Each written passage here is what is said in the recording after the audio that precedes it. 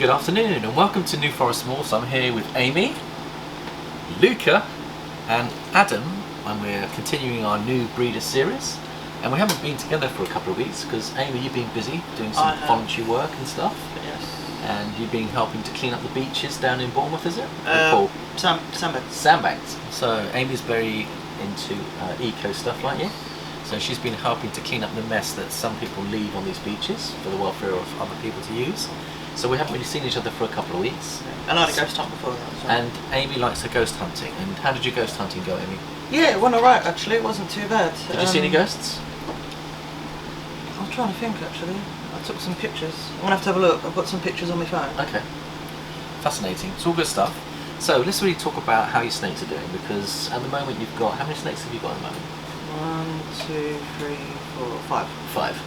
And how's the feeding going along? Tell me about how the feeding's Well, going. all of them have eaten with the exception of Biscuit and Cornelius. Right. So Hokoyo, obviously I've kind of acquired off you recently, but she's already had a feed. She's a big het clown girl. The fact that she's feeding comfortably is great news because she's not far off breeding, so continue that every 2 weeks. Carl is kind of intermittent, but then he did have a shed, so I think that's probably why he didn't eat last time, is because he was shedding. Fine. Cammy, she kind of eats when she wants to. Yeah. But she's not lost any weight, so I'm not too concerned. Excellent. It's the same with Biscuit and Cornelius. They've not actually had a meal yet, but neither of them have lost weight, and we're kind of, like when I've rung you and stuff, we kind of think Biscuit might be harbouring a secret, so... She could be actually going in stages of actually maybe giving you a clutch. Yeah. Talking of which, we've got one girl ourselves who were waiting for a clutch, and she was due on the 5th of August. When I was cleaning this morning, Pistachio gave me a baby slug. And sometimes you get that. These slugs, they're not fertile eggs, they're very small, but they pop them out and then they give you the clutch a day or two afterwards. So we might get a clutch tomorrow or possibly Tuesday. So what I've done is I've cleaned all her bedding out, and if you want to come and have a look at her, you can see she's nesting up, or I can bring her to you if you like. Might be easier for me to show Luca what a nesting female looks like. I don't want to disturb her too much, but you can see this is typical nesting behaviour. You see that? See, that's what Biscuit does. So if Biscuit's doing that, the chances are she might be incubating the eggs inside her. She's on the hot spot, and you can see she's wrapped around. Now when the tail is on the outside, that doesn't mean that she's going to be laying the eggs, because what she'll do is when the eggs come, she'll bring the tail on the inside, so the eggs are laid inside the coil. But the fact that she's wrapped up like that on the hot spot, she's moved her paper away to get a bit more heat. That means that she wants extra temperature. So there you go. So hopefully she'll give us some good eggs, and she could be due any moment now. And maybe one of your snakes might give you some eggs soon. If she does go into this kind of behaviour, you may have got lucky there, because the cinnamon pied girl I gave you was only ever bred with Bowser, which is the dream school boy, and I didn't see a visual lock. That doesn't mean to say they didn't lock. So I'll be pleased for you if you end up with a clutch this year, and I think Luca will be happy if you get a clutch of eggs, won't you? Very happy indeed. So that sounds good. So okay, and Cornelius is a pretty big boy. Boys do switch off and on. He's got plenty in the tank, so there's no need to worry there. Just every week or so offer him a meal, see if he takes it. Well, I was going to feed tonight, but then I kind of looked at the weather and I was like, no. Yeah, we're going to have a heat spike, guys. It's going to be, we walked in here and the ambient temperature is 82. And you've got a really nice little app on your phone. Perhaps we can share that with our viewers, because it's something that Jared might like to get for us when we're away, travelling away. You can keep an eye on your temperatures and your humidity remotely from the comfort of your mobile phone wherever you are in the world. So if there is a temperature spike, if there's a humidity drop, there we go. So that's the software. So you upload it on your phone. Yeah. So your facility right now is 50% humidity, and what's the temperatures? 78.8 Fahrenheit. That's your ambient temperature. Yep. And then you've got heat mats as well. Yeah. Can you? I can't look at the heat mats. No, but at least you know. I know the room. The room temperature is fantastic. See, our room temperature's up there. It's 84. I've just put the fans on full blow. We walked in at 82. But maybe our body heat's increasing it, but. Anyway, so I think the snakes are going to be comfortable because the heat mats will switch off at 84, 85 anyway. It just means they'll be just at the perfect temperature for a while. So The worry is if your heat mats switch off, but the ambient temperature goes up beyond 90, that's when you Well, I start do worrying. keep an eye on it. Yeah. I do kind of periodically check it through the day, especially for weather like Yeah. this. So if it gets a bit hotter in there, because I've got the window open but only a little bit, so if it gets kind of towards the 80 mark, I'll kind of open the window a little bit more to... Lovely. Well done. Well done. Okay, so we've spoken about that. Now you had some other questions, Amy, which I think the question you posed to me the other day, which we can discuss today, is something which, when you're a new breeder coming in, you've got no idea of the genetic issues out there, because we've got nearly 300 different genetics out there, and of those 300 there's going to be probably 20 or 30 genetics that have potential issues or problems, and even can be fatal if you breed a spider to a spider, for example. That is a lethal combination, which means that all the babies will end up probably being kinked or deformed to the point where they're no good. Yeah. So therefore we don't encourage a spider to a spider. Now the spider has a wobble, and I know you've kept the spider before, I have. and I know that you had issues feeding it because it was all over the place. Yes. It was spiralling and you couldn't nail the food. So I know that for some breeders who love spiders still keep them, but the wobble does vary depending on the animal you've got. Some have more extreme cases of corkscrewing as well. So the recommendation is not to breed spider to spider. And in the spider complex there's other particular lethal combinations. One of them is like spot nose, so you wouldn't put a spot nose to a spider. Yeah. There's woma, and there's what they call hidden gene woma. These are all part of the complex, and if you start breeding to each other, they end up being potentially lethal. Yeah. And the reason is that you need, like, when you're putting pairs together, you bring two genetics together. If you bring them from the same complex, like if you make for example, a super lesser, they're known to have bug eyes. Did you know that? Yeah, we saw that on the video. Did you see it? So if you want a snake with big eyes, put a butter to a butter or a lesser to a lesser. But you have another problem with the lesser or butter. If you put it to a pied, they have really small eyes. So these are things that you can learn, and there's plenty of material out there, and I would recommend just doing a browse on the internet, do your research before you decide to pair up any animals. Go through all the lethal combinations. There are some other genetic issues besides the ones I've mentioned. So spot nose, if you put a spot nose to a spot nose, you get what they call a power ball. Now that power ball can look very good and very effective for breeding, but 9 out of 10 of them are going to have extreme wobble. Therefore, to avoid the wobble, we avoid breeding these together. And there's a whole big list of various genetics to avoid. So I know I gave you a video to look at, and I think you found that quite helpful. Yeah, I mean, what I found interesting in that video as well was that I think it was, I can't remember what morph they bred it to, but it was a blackhead. It was a blackhead to a spider, and the blackhead wiped out the spider wobble. That's right. Isn't that fascinating? Yeah. Now that's because they're in the same complex, so it almost like reverses the problem with the spider gene. Yeah. Maybe the blackhead is so strong and dominant, maybe it just... I think the reason why the supers give genetic issues is because you're bringing both defects in the genetic together. That's why supers tend to give these problems. There's another problem with the super cine or the super black pastel. Yeah. So you've got a cine from me, and I've said to you, probably avoid putting cine to cine to produce a super cine, because most of them will end up kinked and deformed. Yeah. And they have what they call duck billing. With the exception, we didn't realise this in the early stages, and Jared and I were trying to get some panda pieds, which is basically a beautiful looking animal, but when we had that clutch, we had six babies, and only I think 2 or 3 of them made it. The other 4, they were white panda pieds we hit in our first year of breeding, and they were, at that point a panda pied was worth $3,000. Yeah. And we had 4 white panda pieds, which was mainly white.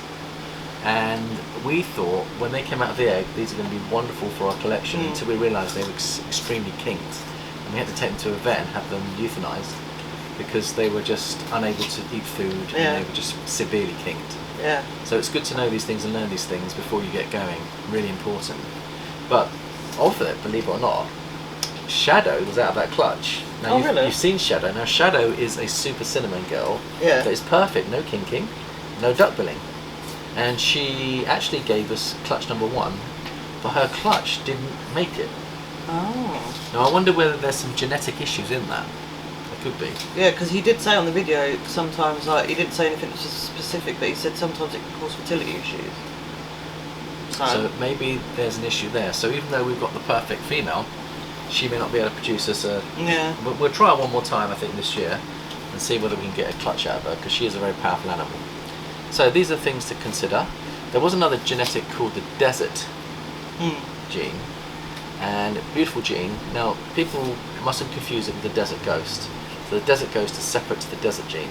Now, the desert gene has genetic issues to the point where the offspring, they're very difficult to produce fertile offspring. They have a fertility issue. So something isn't quite right with their genetics. Also, you know, the bananas have got actually a very unique genetic issue. Oh, right. Did you know that you have what they call male makers and female makers? Oh, yeah, that was in the video as well, yeah. So they can only produce either male or female, like specific to them. So if it's male, they can only produce male. If it's female, it's only female. That's right. We've got a female banana at the back there. She can produce 50% boys or 50% girls. If she produces a boy, he's going to be a female maker.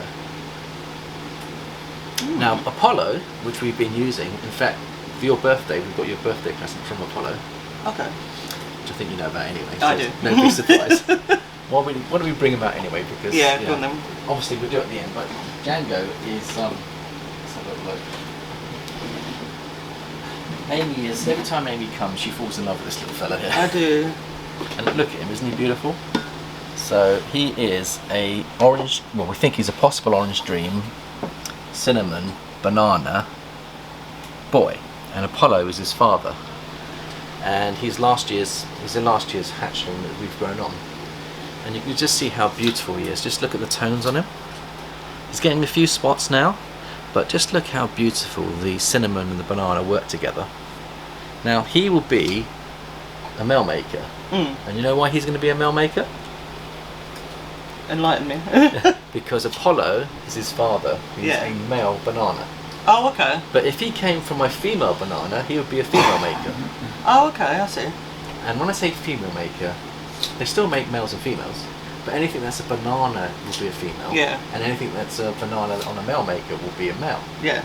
So you still get, but you can work that to your advantage, because you may want to get particular females that don't have banana. Yeah. Or you may want particular males that don't have banana. He's like, no, do you know what I should do? Is I think you should bond with him more, because this is going to be... To be fair though, I get you out pretty much every time, don't I, buddy? Let's be honest. So it's Amy's birthday. I can't remember, it must be soon, Luca. When's Mummy's birthday? In about a week's time? So this is a little bit of an early present coming your way. And we know you're going to take good care of him and look after him. And I've got a feeling he's going to spend a lot of time with you. Yes. Going to teach him to do the washing up? No one does the washing up except me. It's the joy of OCD, I'm afraid.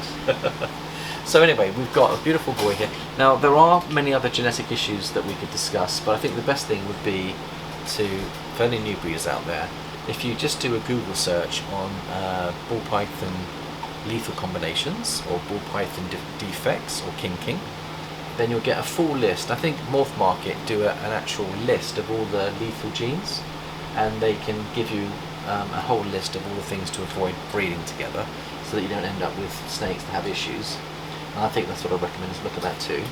But if in doubt, give me a call if you're not sure, and then I can check and make sure, double check. Well, I think all the ones you've given me, I think they're pretty interchangeable, aren't they? Pretty much so. I think you've only got one cine, haven't you? Yeah. So you can't put cine to a cine. Yeah. Which is good. Be careful that you don't put a black pastel to a cine as well, because that Have can I got cause... a black pastel? You don't, but just in case you inherit one. Okay. So, because I think Cornelius and Biscuit's clutch is going to be quite interesting. I think so, because Cornelius is a banana as well, isn't he? Yeah. And you're going to put him to... Who are you going to put him to? Biscuit. Biscuit, yeah. So we're looking for a banana, and he could be... I think he's 50% het pied, isn't he? Yeah, and we think he might have Orange Dream in And him. if he's got Orange Dream as well, could be a deadly clutch. If he proves out to be 100% and he's carrying the Orange Dream cine pieds will look beautiful. Really beautiful. And then you've got Cole, he's got fire in him. Cole's got fire, so you can produce a fire clown, because you've got 2 het clown girls, so you've got good chances if they go up. So I think you could be producing some lovely babies, Luca, so that's really, really good. There we go, you settle now. Right, let's slip him back and then Should we slip you back? we'll bring him out a bit later, shall we? Now, is there anything that you wanted to have a look at amongst... You had some other questions about our colour coding on what Jared and I are doing with all our new tags. Yeah, it was just because in some of your new videos... I'll just put him back a second. In your new videos, I saw that you had like the red tags, the yellows, the greens and the blacks. Yeah, so... And I didn't know if that was some kind of coding for keeping, sold, selling, you know, that kind of thing. Yeah, so what we've got is up here you've got red tags. Now these red tags mean that we've presented a food item to one of the hatchlings, but they either struck it but didn't actually eat it, and we think that we're going to give them one more presentation of food, and if they don't take it next week, we're going to assist feed. Now the reason why I say that is because you don't want to leave your snake to get too small if it's not eating, because it gets weaker and weaker and weaker. And when you assist feed an animal that's not got much strength, even if you get to assist feed it, it may not make it through. You could lose it.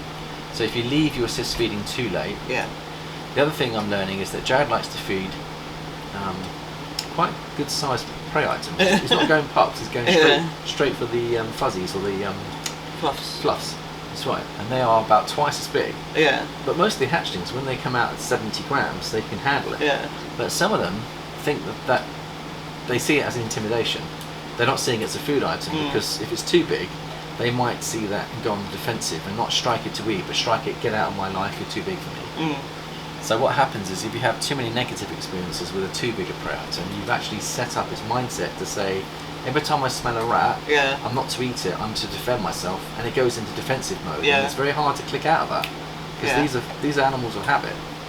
So what I would recommend is buy some pups when you get your first babies, and maybe I'm going to get Jared to buy another bag of pups. And because what actually happened is the supply that we had ran out of fluffs and gave us some pups.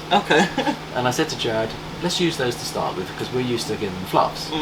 What I've found is that we used up all the pups, and all the pups we gave to our first set of our first clutches are doing really well at the moment, because they took those little pups, and then we took them onto the fluffs. But when we're presenting fluffs to the later stages, because we haven't got any pups, well, I'm realising that there's a few more animals that are not coming on food. So I've learned that it's always good to have some pups or smaller prey items in the freezer, just in case you've got to scale it down, because not everything's going to be eaten straight away. So that's something I've learned, and I'm going to have a chat with Jared about that and say to him, make another mistake and order some pups instead. Because not really a mistake, it's almost like another option to your bow. Keep a variety of food items in. And I think the place to do that is when you start off with a few clutches, you can learn these things from us, so that you don't make the mistake when your clutches get really big and then you're firefighting to feed everything, thinking why don't they take it, because you know in America a lot of people feed live, and we can't do it over here, and I don't think Jared and I want to do it anyway. I personally, it's not something I would do. No. And also the benefit of feeding frozen is that when you do sell the snake, those people in the UK that buy them won't have a massive task to convert it from a live rat to a frozen, because people want to feed frozen here anyway. So I think we're going to stick with our methodology. All we're going to do is we'll make the prey size come down.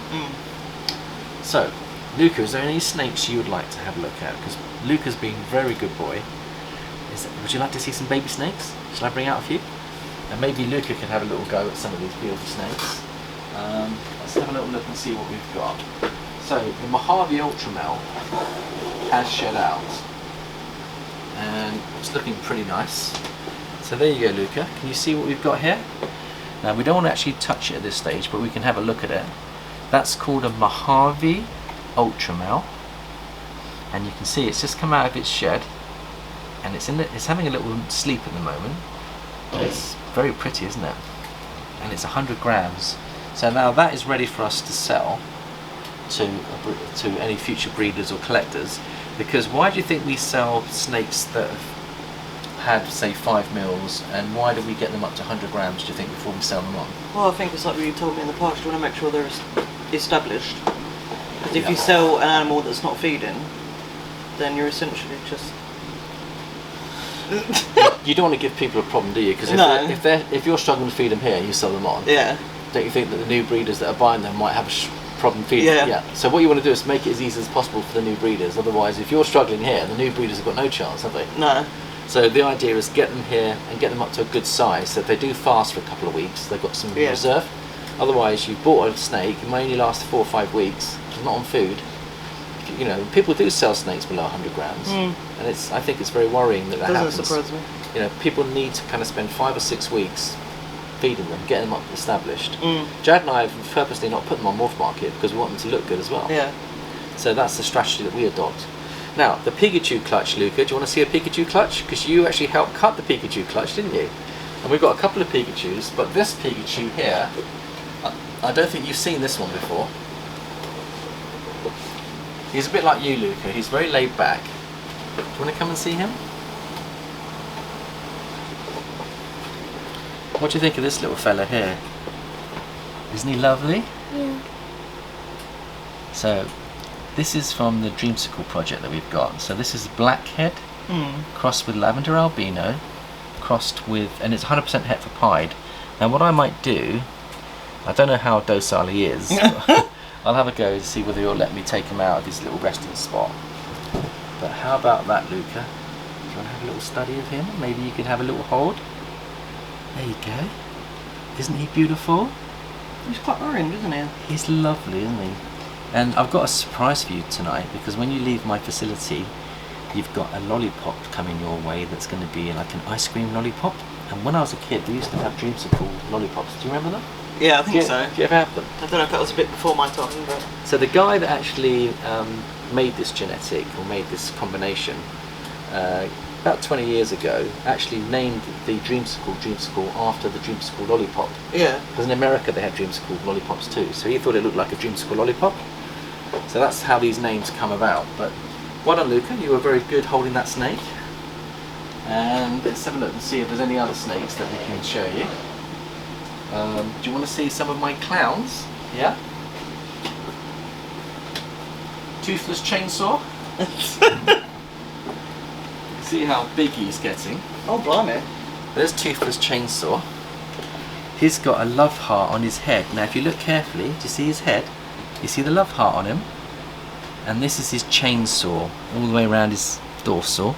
And you can see he has actually got a few teeth on his chainsaw, but they are broken. That's why we call him Toothless. Because he's got 1 or 2 toothless chainsaws, you see.